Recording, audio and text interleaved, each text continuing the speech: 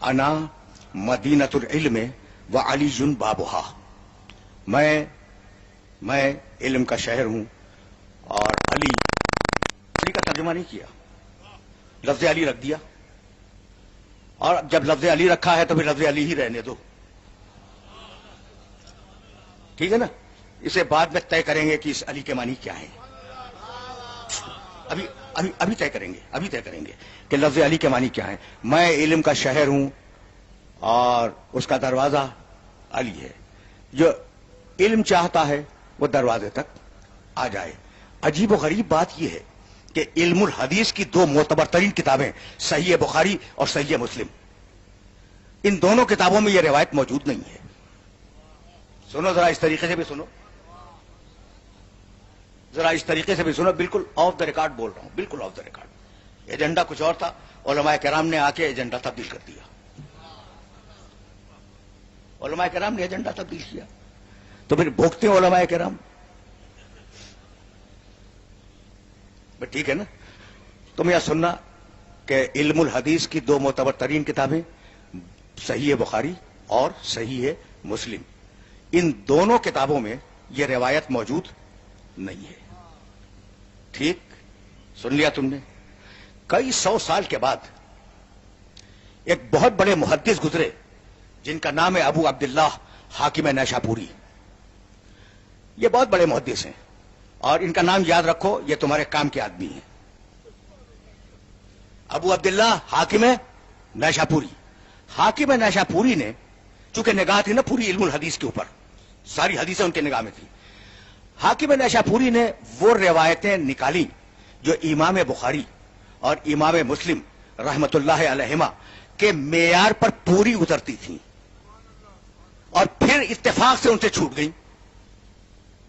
سمجھ رہے ہو؟ ہر محدث کا ایک معیار ہوتا ہے، ہر محدث کا ایک معیار ہوتا ہے کہ اس معیار کی روایت ہوگی میں لوں گا، اس معیار کی روایت نہیں ہوگی تو میں نہیں لوں گا۔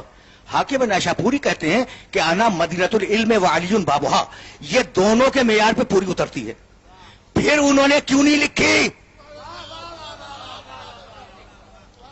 بھائی توجہ رہے، حاکم نیشاپوری نے سوال اٹھایا ہے کہ انا مدینۃ العلم دونوں کے معیار کے مطابق ہے، پھر سوال اٹھایا کہ انہوں نے لکھی کیوں نہیں؟ مجھے نہیں معلوم، انہیں نہیں معلوم، لیکن مجھے معلوم ہے کہ اگر حدیث انا مدینۃ العلم پہ رک جاتی تو لکھ دیتے، کرے تو کیا کرے کہ علی بابھا لگا ہوا ہے۔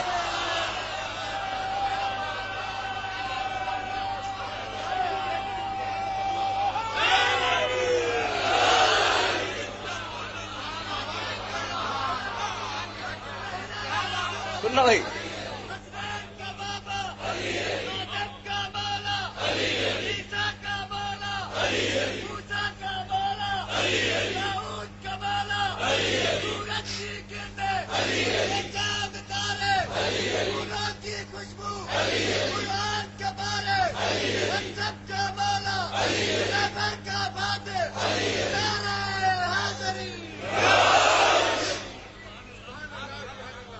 اچھا بھائی، تو ایک رویہ تم نے دیکھا، اب دیکھو علم الحدیث کی بحث چھڑ گئی ہے تو مجھ جیسا جاہل انسان بھی دو جملے تو کہے گا نا۔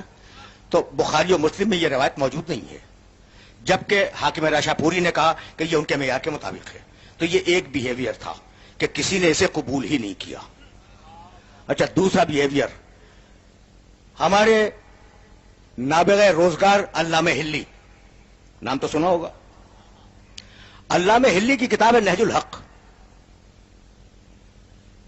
نہج الحق کا جواب لکھتے ہوئے فضل ابن روزبہان، اب دیکھو جو جواب لکھنے والا ہے اس کا مطلب تمہارے سامنے ہے، فضل ابن روزبہان نے یہ لکھا کہ ہاں یہ روایت تو صحیح ہے۔ اب یہ چونکہ حاکم نیشاپوری کے بعد کی شخصیت ہے نا، تو دیکھ چکی کہ سلسلہ سند کیا ہے، ان کا کہا روایت تو صحیح ہے کہ انا مدینۃ العلم و علی بابھا، میں علم کا شہر ہوں اور علی اس کا دروازہ ہے، لیکن اس سے خلافت کہاں ثابت ہوئی؟ تو میاں ہم کب خلافت ثابت کر رہے ہیں؟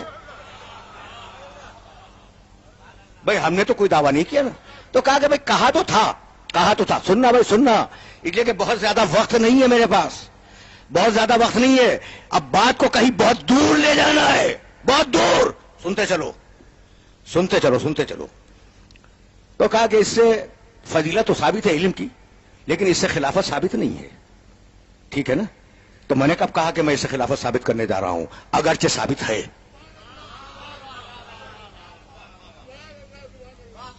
کہ جو علم رسول کا دروازہ ہو اس کے ہوتے ہوئے کسی اور تک جاؤ، اس کی منطق کیا ہے؟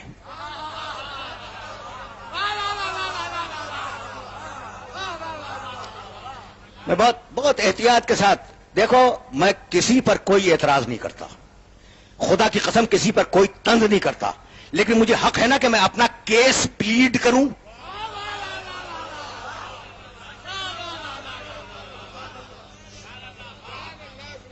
وقت بہت زیادہ نہیں ہے، لیکن اب یہ روایت چھڑ گئی ہے تو سنتے جاؤ۔ دو بیہیویئر سامنے آ گئے، پہلے نے نقل نہیں کیا، دوسرے گروہ نے نقل کیا، تسلیم کیا، لیکن کہا کہ خلافت ثابت نہیں ہے۔ اب تیسرا گروہ سنو گے؟ بس یہیں تو روکوں گا۔ ابن حجر نے سوائق محرقہ میں یہ لکھا کہ روایت صحیح ہے، یہیں کے لیے میں نے زحمت دی، اور کبھی کبھی ایسے بھی سنا کرو، اس لیے کہ یہ مجلسیں دستگاہ ہیں، ٹھیک ہے نا؟ تو میں تو تمہارے سامنے اس روایت کا 1000 سال کا جو نقشہ ہے نا وہ پیش کر رہا ہوں میں۔ ابن حجر نے یہ لکھا کہ یہ روایت تو صحیح ہے، انا مدینۃ العلم وعلی بابھا، میں علم کا شہر ہوں اور اس کا دروازہ علی ہے۔ کہنے لگے یہ علی جو آیا ہے یہ کسی کا نام نہیں ہے۔ اچھا تو پھر کیا ہے بھائی؟ نام نہیں ہے تو پھر کیا ہے؟ کہنے لگے صفت ہے۔ علی کے معنی عربی میں ہے بلند کے۔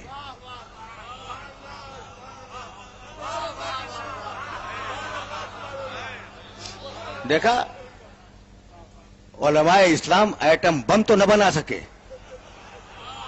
لیکن محنتیں بہت کی ہیں انہوں نے فضائل آل محمد کو چھپانے میں۔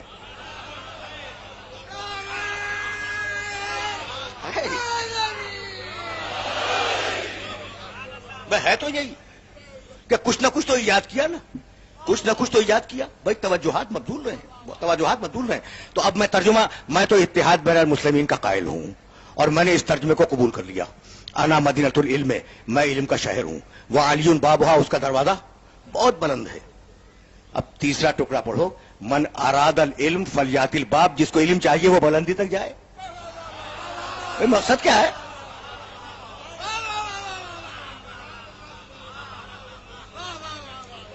سمجھ رہے ہو بات کو؟ میں علم کا شاعر ہوں، دروازہ بہت بلند ہے، تو امت میں بلند بھی ہیں پست بھی ہیں، تو پست تو کبھی جا ہی نہیں سکتا اس بلندی تک۔ تو آپ نے تو خود ہی فیصلہ کر دیا کہ جو نہ جائے علی تک وہ پست ہے، جو چلا جائے وہ بلند ہے۔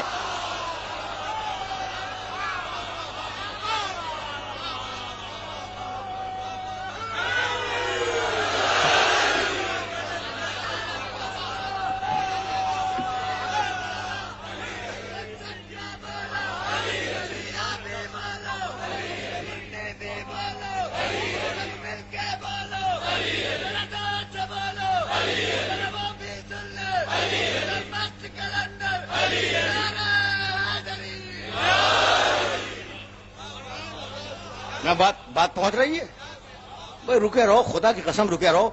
میں تو دوسری مرتبہ یہ جملہ دوہرا رہا ہوں کہ میں تو اتحاد بین المسلمین کا قائل ہوں۔ مجھے تسلیم ہے کہ ترجمہ یہی ہے کہ انا مدینۃ العلم، میں علم کا شہر ہوں، وہ علی بابھا، اور اس کا دروازہ بہت بلند ہے۔ لیکن اب میرا جملہ سننا، میں علم کا شہر ہوں، میں نبی اکرم فرما رہے ہیں میں علم کا شہر ہوں، اور اس شہر کا دروازہ بہت بلند ہے۔ تو اب میرا جملہ یاد رکھو گے کہ چونکہ شہر آدمی ہے اس لیے دروازہ بھی آدمی ہوگا۔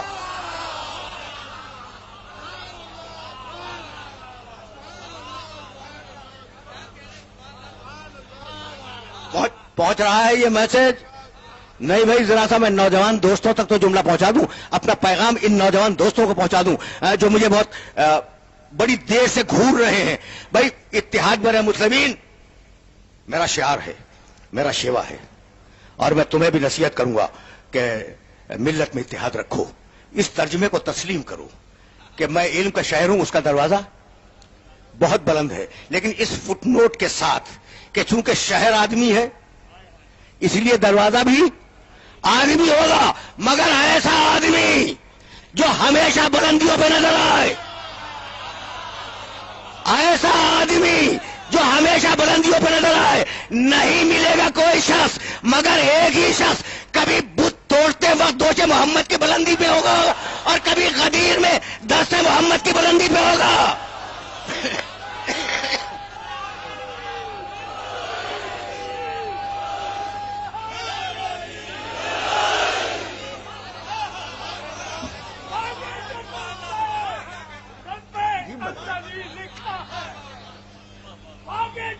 عجیب بن رہا ہے۔ رب افضلی لکھا ہے، جالی جالی پر محمد اور علی لکھا ہے، سر سے پتوں پہ زارا، گلی پر حسن، سرخ پھولوں پہ حسین ابن علی لکھا ہے۔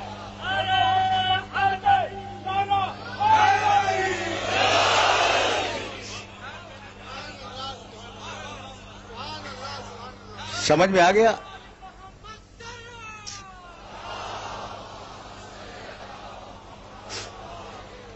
بھائی یہ میسج پہنچ گیا؟ میں نوجوان دوستوں کو مخاطب کر رہا ہوں، یہ میسج پہنچ گیا کہ دروازہ بلند ہے، دروازہ بلند ہے، لیکن چونکہ شہر آدمی ہے اس لیے دروازہ بھی آدمی ہوگا، ایسا آدمی جو بلندیوں پہ نظر آئے۔ اب میں کیا کروں کہ عربی میں ایک لفظ کے 20 معنی ہیں، ایک لفظ کے بہت سے معنی ہیں۔ جاؤ عربی کے بڑے لغت اٹھانا، کعبہ بلند، نجف بلند، کعبے میں پیدا ہوا نجف پہ دفن ہو گیا۔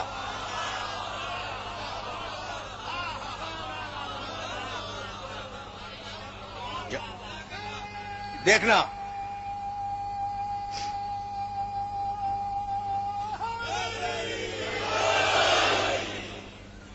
دیکھنا بھائی، اب اس مقام پہ رک جاؤ۔ تو علی تھا نام، نام کو عربی میں کیا کہتے ہیں؟ اسم، اور لوگوں نے اسے کیا بنا دیا؟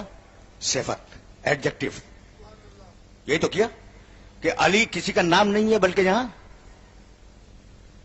صفت ہے کہ دروازہ بلند ہے، آدمی بھی بلند ہوتا ہے، افق بھی بلند ہوتا ہے، دروازہ بھی بلند ہوتا ہے، تو بلند صفت ہے۔ تو اب اس فلسفے کو ذہن میں رکھنا کہ رسول نے نام، لوگوں نے کہا نام نہیں ہے صفت ہے۔ ٹھیک، دیکھو کیا خدمت انجام دی ہے علماء نے۔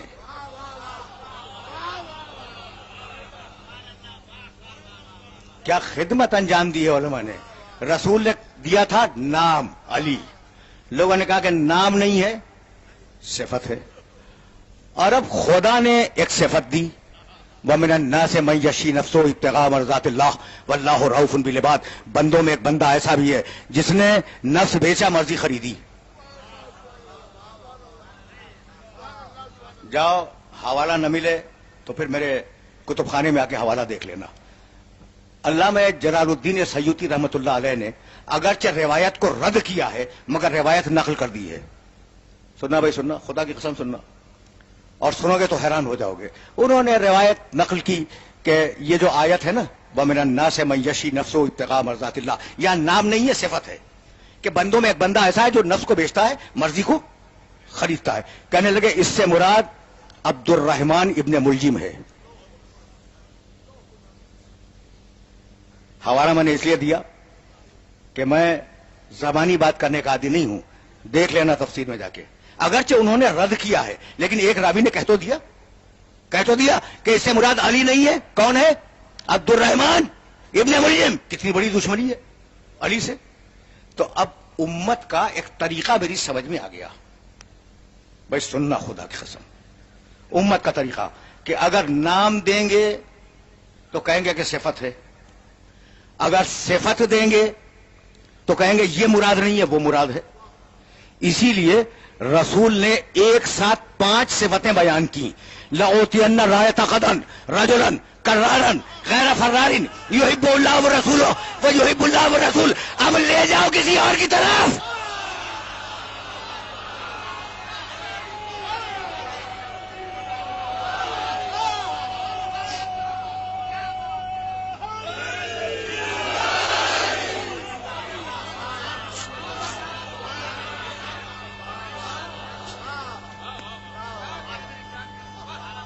عجیب مرحلہ ہے فکر کا. لأوتین رایت غدن رجلن، رجل کو دوں گا، کرار کو دوں گا، غیر فرار کو دوں گا، خدا و رسول کے محب کو دوں گا، خدا و رسول کے محبوب کو دوں گا. بھائی توجہ ہے. اور شان رسالت نے کیا عجیب جملہ کہا، لا یرجعو حتی یفتح اللہ بین یدیہ، حدیث خیبر کا آخری جملہ، اور وہ واپس نہیں آئے گا جب تک خیبر کو فتح نہ کر لے.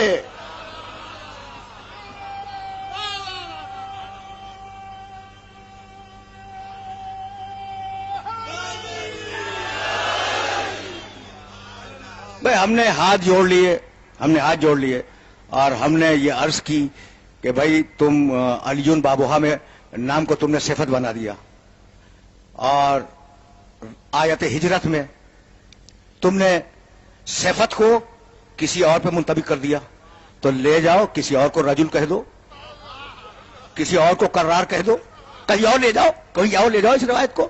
سب خاموش ہو گئے، کسی نے اس روایت کو ہاتھ نہیں لگایا، اس لیے کہ یہ تقسیم مال غنیمت کی منزل نہیں تھی. یہاں تو جان کے لالے پڑتے ہیں نا.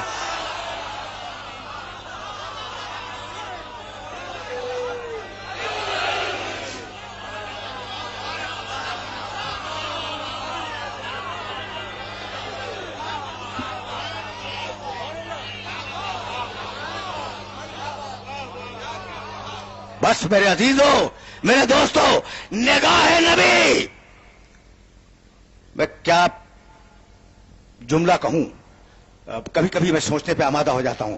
دیکھو میرا نبی یہ کاسے سر کو توڑ کے دیکھتا ہے کہ دماغ میں کیا سوچ رہے ہو، اور پسلیوں کو توڑ کے دیکھتا ہے کہ تمہارے دل میں کیا ہے. اسے کہتے ہیں محمد رسول اللہ. تو معلوم تھا بھائی، توجہ ہے. اس لیے کہ اب تو مصائب کا بھی وقت نہیں رہا، اور کچھ 4 یا 5 جملے عرض کروں گا، لیکن یہ بات مکمل ہو جائے. نبی جان رہا تھا کہ اگر صفت بتلاؤں گا تو کسی اور کی طرف لے جائیں گے، اور اگر نام علی بتلاؤں گا تو کہیں گے علی سے مراد علی نہیں ہے، بلند ہے. اسی لیے میرے نبی نے ایک ہاتھ سے اٹھایا اور ایک ہاتھ سے اٹھایا اور دوسرے ہاتھ کی انگلی سے اشارہ کیا، من کنت مولا ہو فہذا علی مولا. آدھا